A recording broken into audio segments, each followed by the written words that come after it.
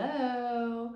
I hope you're having a wonderful start to your new year. We are about 2 months out from the spring equinox, and I figured today I would share how I'll be wrapping up my winter knitting. I try to have most of my big winter projects done before the end of the year in December, but I feel like I always have a couple of little projects that hang on and linger and have work to be done in January and February, but I do like to have most of my wintry projects done and taken care of before we get into spring. It gets really hot really early in the year where I live, and so I want to have all of the heavy wool projects or like large projects off my needles so that when it actually does get hot, I have smaller projects and like little things that I can carry around with me. So I figured I would just show you guys what I'm working on. I've got kind of 3 categories for projects in today's video. So my first category is unfinished business. Those are projects that I've already started, that I'm in process of, and that I just need to go ahead and finish up what I'm working on. So works in progress or unfinished business for category number 1. Category number 2 is new business. These are projects that I plan to cast on and that I want to get started on ASAP so that hopefully I can finish them up before the spring. And then the third category is the possibilities category. That is for if I get done a lot faster on my other projects and I all of a sudden have extra time in my day, extra time in my week to get an additional little project cast on. So that one's a maybe, we'll see. So I have all of my projects, all of my yarn, all of my stuff over here, and I'm just gonna pull everything out and talk through what I'm working on. We're gonna get started with unfinished business. And both of these projects I have made a lot of progress on. This is the Polar Star hat by James Watts. And I know it doesn't look like a hat, but I swear to you that it is a hat.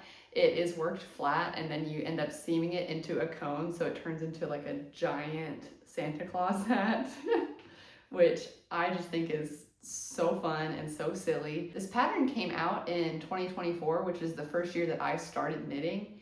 And when it came out, I was new enough that I felt a little bit intimidated by this pattern. It looked really hard and really complicated to me. And so in my mind, I was like, well, I'll do that next year when I'm a little bit more advanced and it'll be a real win for me. And then in 2025, I kind of forgot about it. I had a bunch of Christmas knitting gifts that I was working right up to the last minute on, as you do. And I forgot about working on this, and I had this really crazy yarn. It is the Trendsetter Yarns Dune, and it's like a mohair that's sparkly intensely. It's a great, weird yarn, and I just bought it sort of on a whim.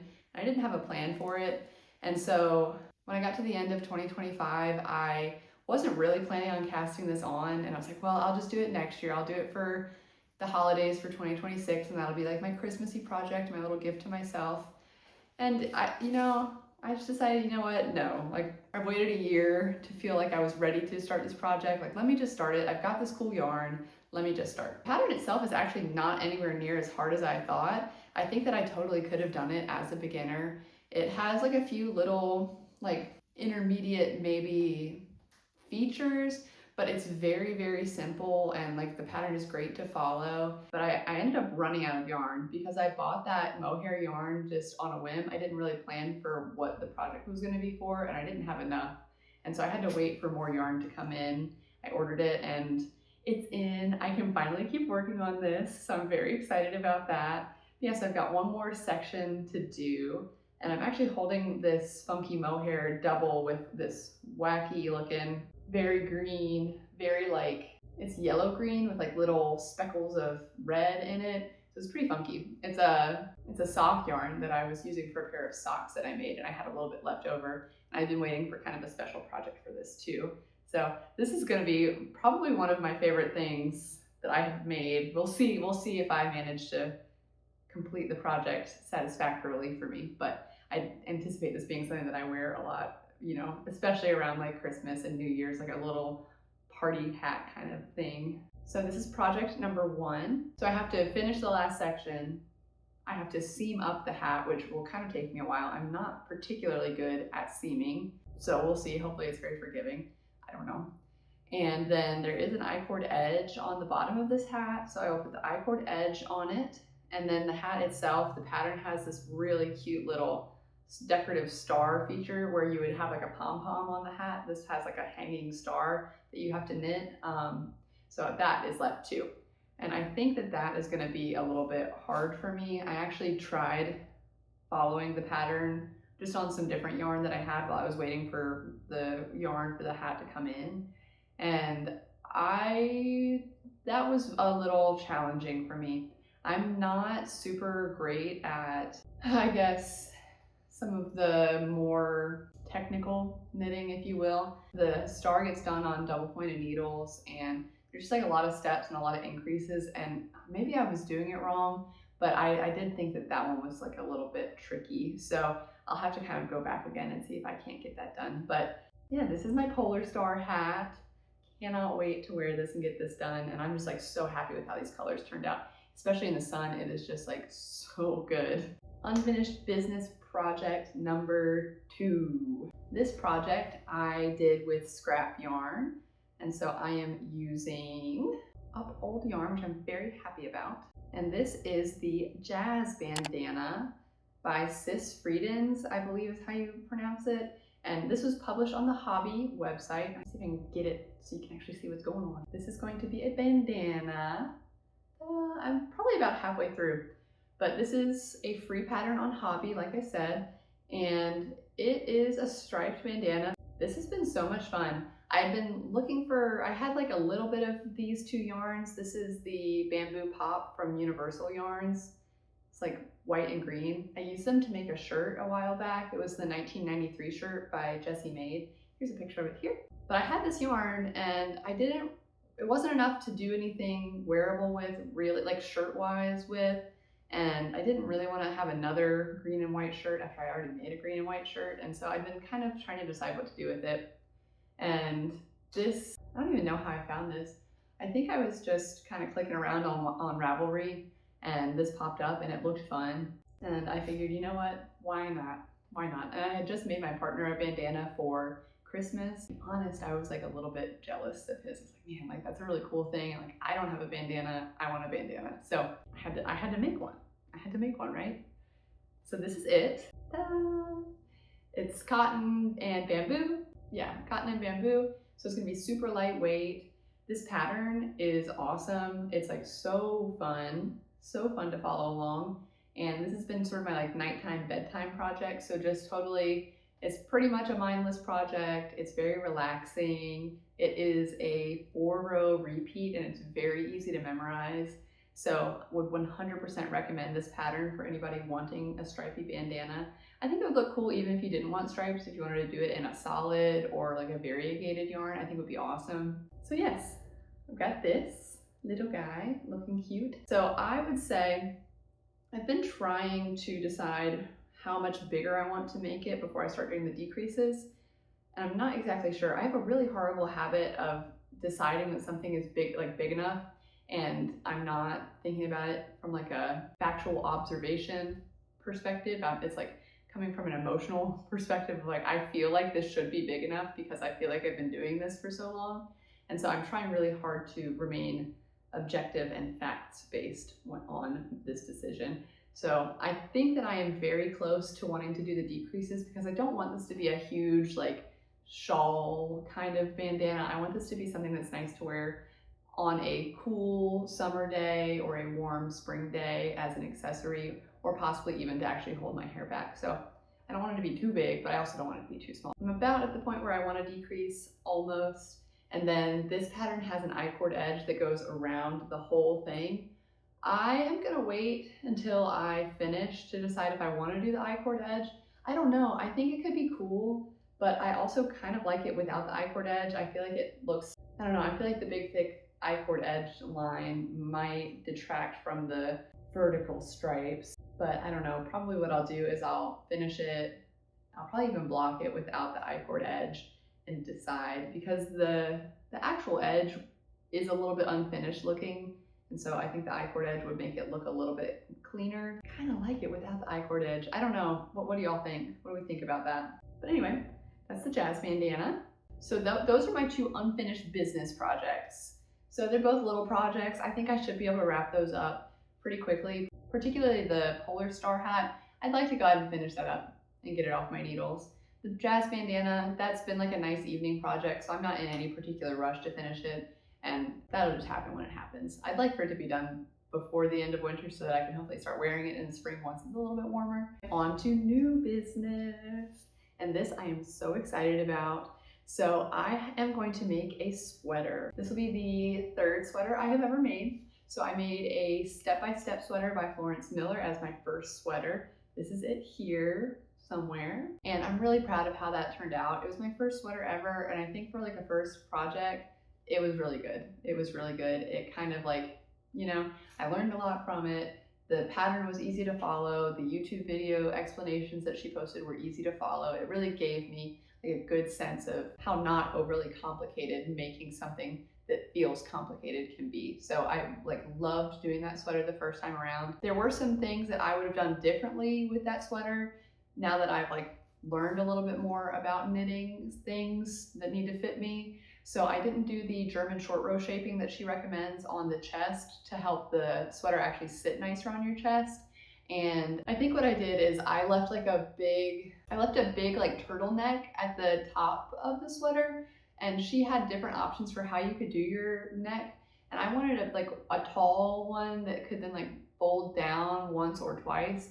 And I just feel like it didn't work out very well. I think maybe partially because of the way that I did the chest and skipping the short row shaping, the neck like just sits up really high unless I fold it way down. And I just feel like something about it, it doesn't sit quite the way that I would like.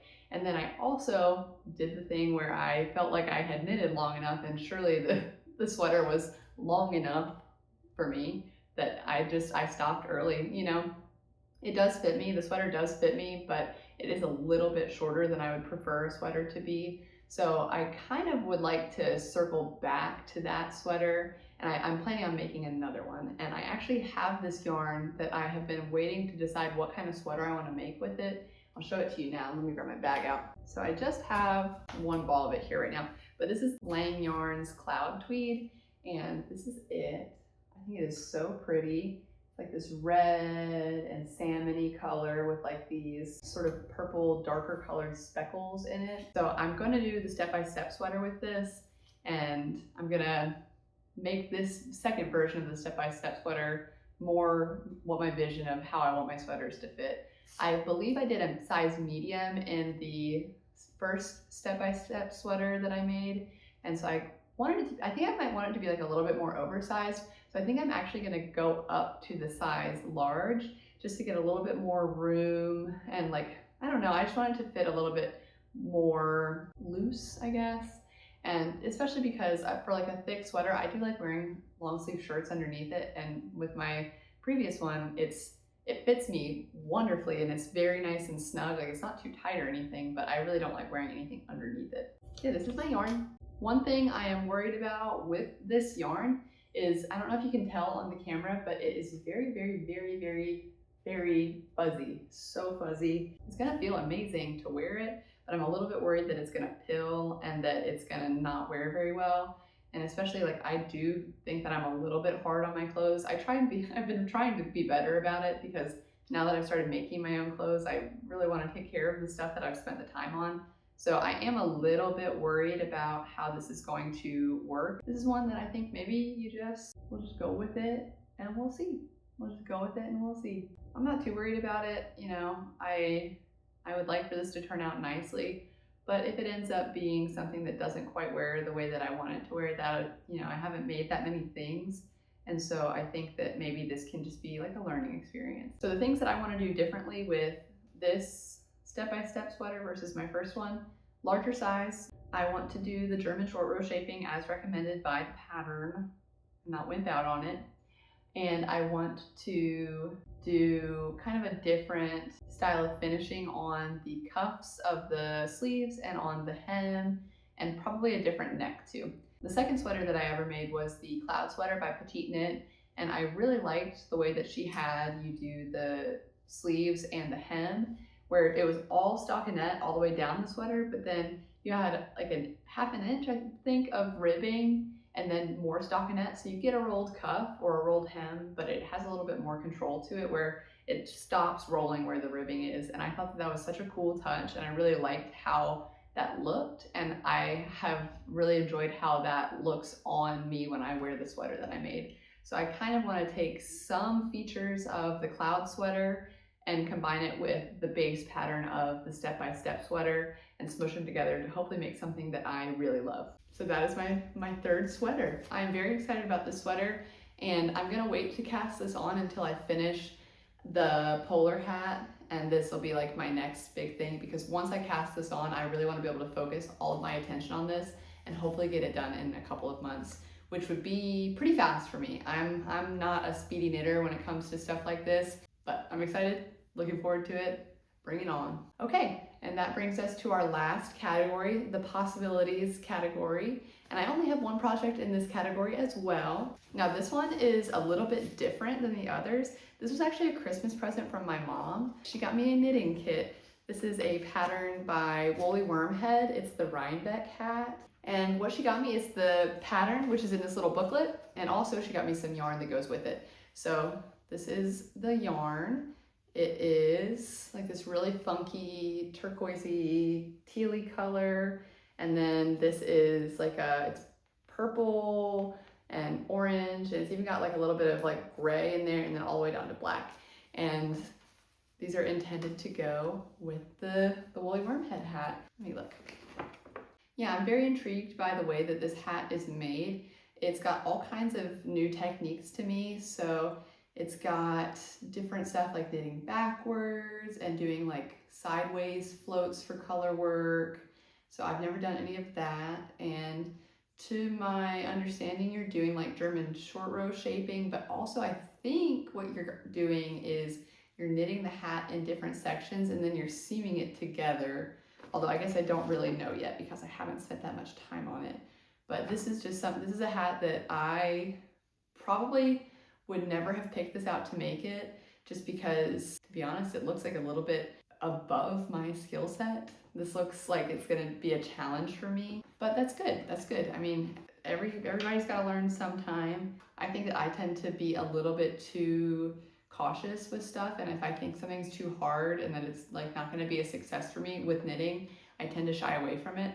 And so I think this is something that is gonna challenge me, but challenge me in a way that is going to make me grow a lot as a knitter. And I just think this is such a funky pattern. It's so weird looking. The colors are crazy, which I love. I love knitting in wild colors. I think it's gonna turn out really cool. And I just cannot wait to get into knitting this hat, and I can't wait to wear this hat. I'm so excited.